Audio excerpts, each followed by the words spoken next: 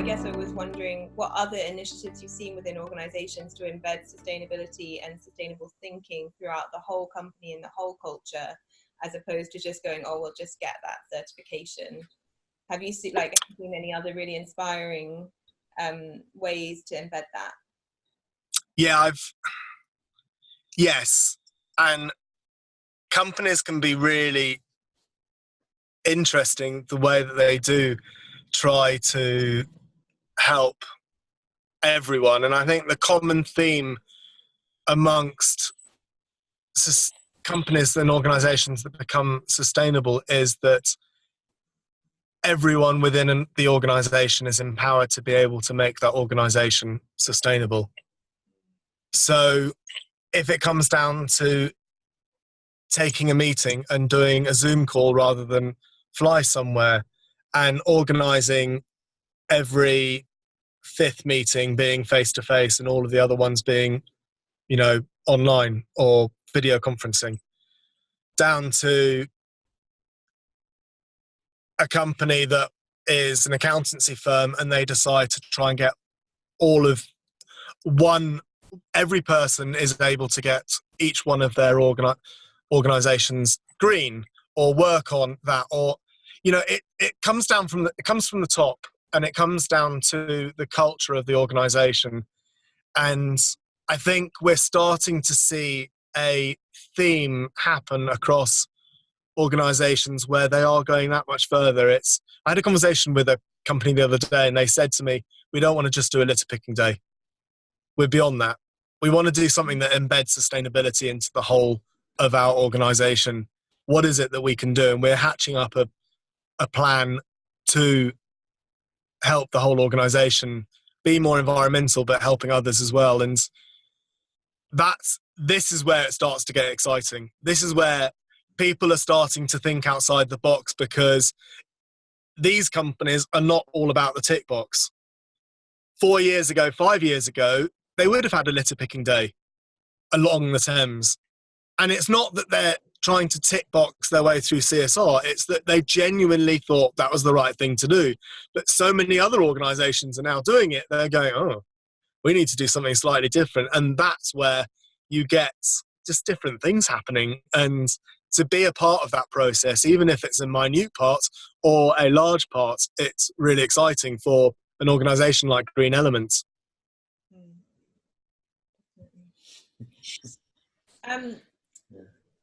What do you think are some of the key ways to empower people within organizations to do that then?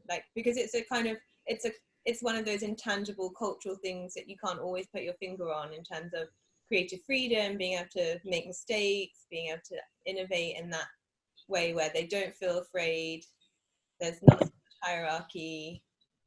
Those are some of the things I suppose we've been exploring in terms of creative, being innovative, thinking outside the box, feeling empowered.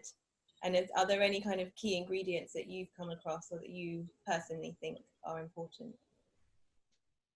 Yeah, I would say that one of the things that you can change is the way that your structure of the organisation is.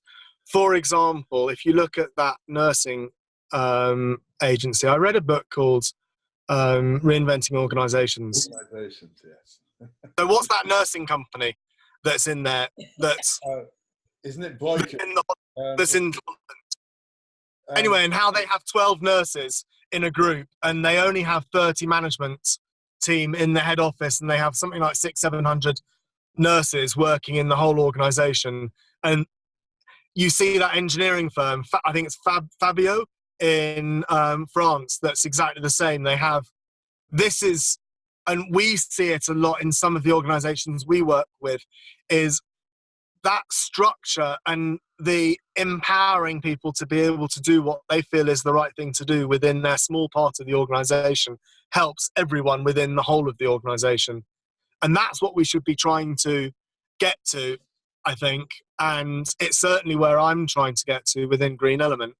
And I think that it's just trust, isn't it? It's trusting people to do a good job. And if you've employed them, then surely you should trust them. Otherwise, don't employ them.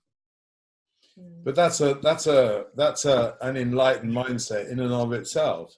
I mean, having read that book, do you see yourself as a teal organization? Yes. Or you do today? Yeah, absolutely. Yeah, absolutely. And do you discuss that concept with your people? I have got them all to read the book, and I'm trying to get them to decide how to get paid.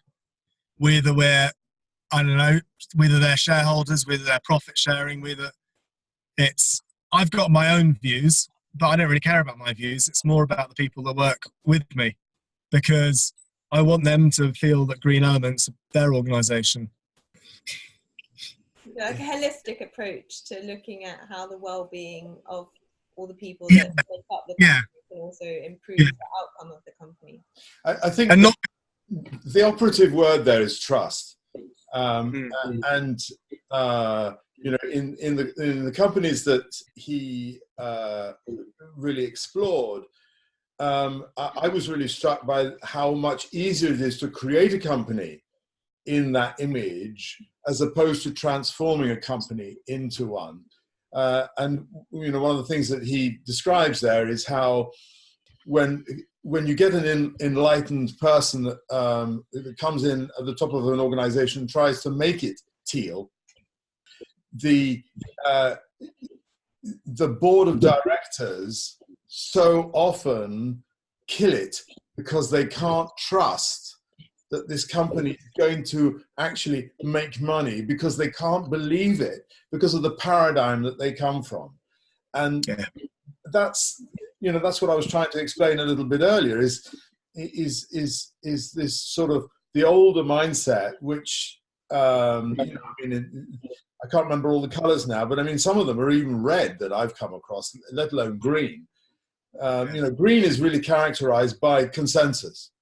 And the point they say is that consensus actually is crippling more than it's empowering. And where teal goes is to really just give people the space to make decisions locally, and trust that the combined wisdom of those people will actually make it right, because their agenda is all about being in a healthy work environment for themselves. I mean, it's a kind of self-interest that blossoms into an interest for the whole organization. It's beautiful, really.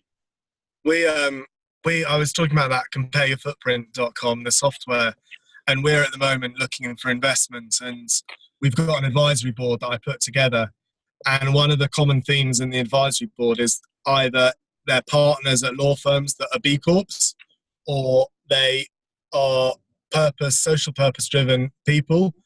And when we had our first meeting, the first thing I said to people was, we're here to be able to drive a profit for the organization, but our first and foremost thing is to do good. That is why we're here. And if you don't agree with that, and I've picked every single one of you, there were 8 people in the room. If you don't agree with that, then I suggest I don't think this is right thing for you. I mean, I'd obviously had conversations and said the same thing, but I wanted them to all hear it in a meeting room with each other, because then they really do feel that they're a part of something that is more than just a software that helps people carbon report, because we can do more.